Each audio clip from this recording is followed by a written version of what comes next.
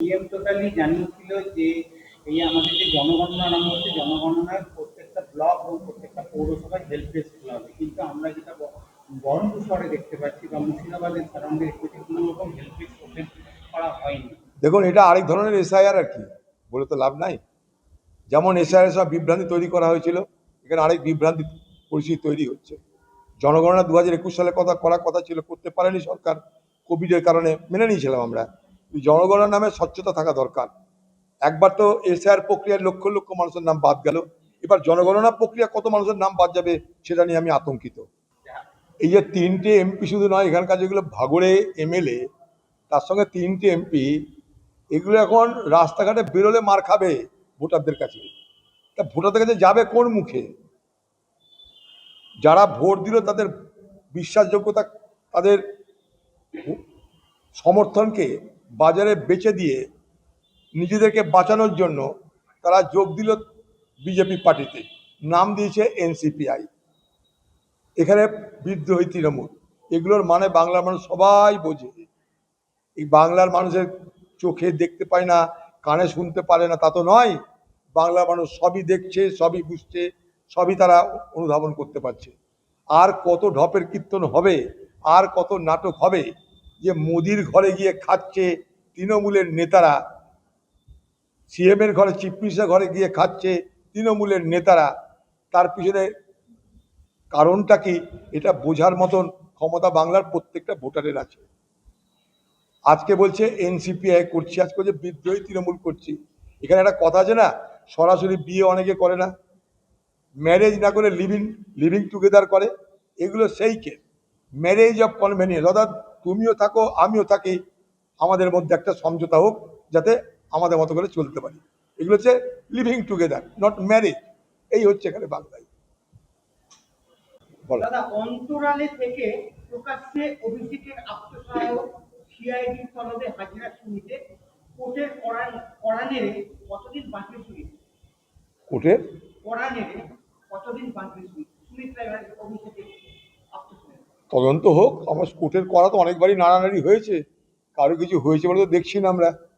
ওই এক প্রার্থ আর 2-4টে চোরটা জেল খেটেছে, ছাড়া আর তো কারো কিছু দেখছি না। বাকি তো সব কে কোথায় বিভিন্ন দ্বীপে পালিয়ে ঠালিয়ে গেছে। তো তদন্তকারী সংস্থা যারা, তাদের উপরে সব কিছু নির্ভর করছে, সব কিছু নির্ভর করছে তদন্তকারী সংস্থার উপরে।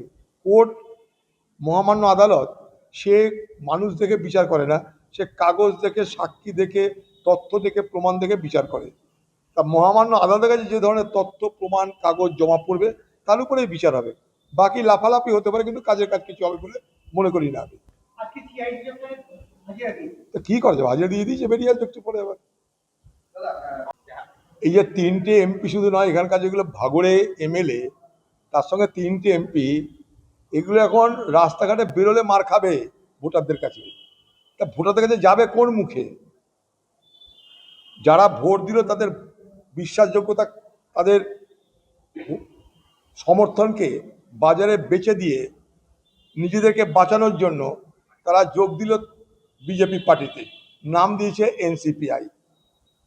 এখানে বিদ্রোহী তৃণমূল, এগুলোর মানে বাংলার মানুষ সবাই বোঝে।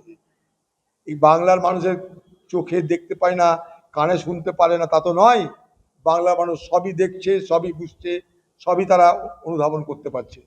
আর কত ঢপের কীর্তন হবে, আর কত নাটক হবে যে মোদির ঘরে গিয়ে খাচ্ছে তৃণমূলের নেতারা, সিএমের ঘরে, চিফ মিনিস্টার ঘরে গিয়ে খাচ্ছে তৃণমূলের নেতারা।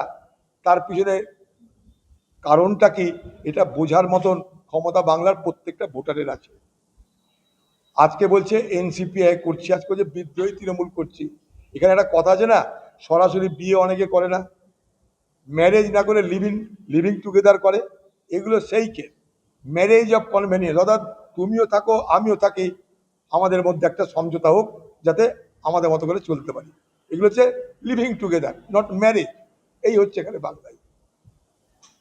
পিএম টোটালি জানিয়েছিল যে এই আমাদের যে জনগণনা নাম হচ্ছে জনগণনার প্রত্যেকটা ব্লক এবং প্রত্যেকটা পৌরসভায় হেল্প ডেস্ক খোলা হবে, কিন্তু আমরা যেটা বহরমপুর শহরে দেখতে পাচ্ছি বা মুর্শিদাবাদের সারাউন্ডে কোনো রকম হেল্প ডেস্ক ওপেন করা হয়নি। দেখুন, এটা আরেক ধরনের এসআইআর আর কি, বলে তো লাভ নাই। যেমন এসআইআর সব বিভ্রান্তি তৈরি করা হয়েছিল, এখানে আরেক বিভ্রান্তি পরিস্থিতি তৈরি হচ্ছে। জনগণনা 2021 সালে করার কথা ছিল, করতে পারেনি সরকার, কোভিডের কারণে মেনে নিয়েছিলাম আমরা। জনগণনার নামে স্বচ্ছতা থাকা দরকার। একবার তো এসআর প্রক্রিয়ায় লক্ষ লক্ষ মানুষের নাম বাদ গেল, এবার জনগণনা প্রক্রিয়া কত মানুষের নাম বাদ যাবে সেটা নিয়ে আমি আতঙ্কিত।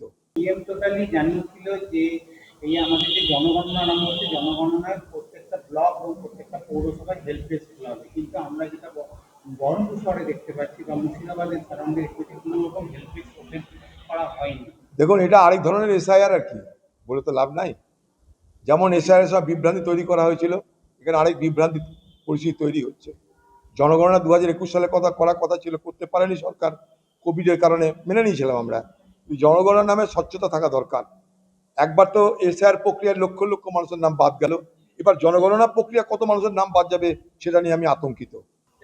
এই যে 3টে এমপি শুধু নয়, এখানকার যেগুলো ভাগড়ে এমএলএ, তার সঙ্গে 3টে এমপি, এগুলো এখন রাস্তাঘাটে বেরোলে মার খাবে ভোটারদের কাছে। তা ভোটারদের কাছে যাবে কোন মুখে? যারা ভোট দিল তাদের বিশ্বাসযোগ্যতা, তাদের সমর্থনকে বাজারে বেচে দিয়ে নিজেদেরকে বাঁচানোর জন্য তারা যোগ দিল বিজেপি পার্টিতে, নাম দিয়েছে এনসিপিআই। এখানে বিদ্রোহী তৃণমূল, এগুলোর মানে বাংলার মানুষ সবাই বোঝে। এই বাংলার মানুষের চোখে দেখতে পায় না, কানে শুনতে পারে না তা তো নয়, বাংলার মানুষ সবই দেখছে, সবই বুঝছে, সবই তারা অনুধাবন করতে পারছে।